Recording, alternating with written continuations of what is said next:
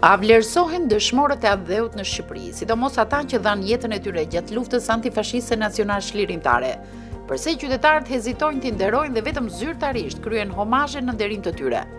Ata që kanë marrë përsipër përgjegjësi edhe shtetnore, edhe pushtetare, nuk pare i kanë në qendër të vëmendjes këto probleme. Merren me interesat ditës e para, e dyta, në qysh në ekzistencë, kanë shtet edhe popull i papranum nga fqinjët. Edhe asnjëherë nuk e kanë nalë luftën mi tokën në tokë për mos pranimin e ekzistencës të popullit edhe të shtetit shqiptar. Nëse shkollat vlojnë nga ngjyra e kuqe në data të tilla të shënuara si 28 dhe 29 nëntor, në thelb rinia është indiferente dhe në librat e tyre të historisë nuk kanë më shumë se një faqe gjysmë dedikuar lançit.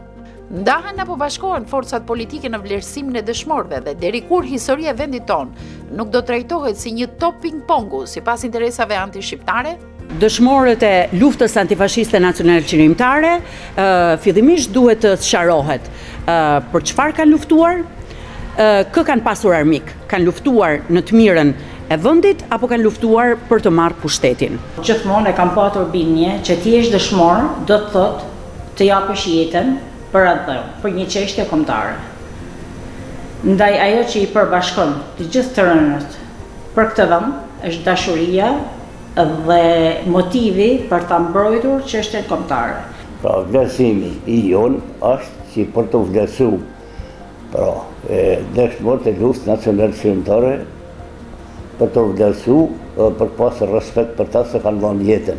Lufta antifashiste nacionale shqiptare e popullit shqiptar e viteve 39-44 është epopeja më e lëvdishme e historisë tonë. Një emision dedikuar dëshmorëve të adheut të premten, datë 28 nëntor, ora 21, në emisionin Aron Shkodre të TV1 Channel.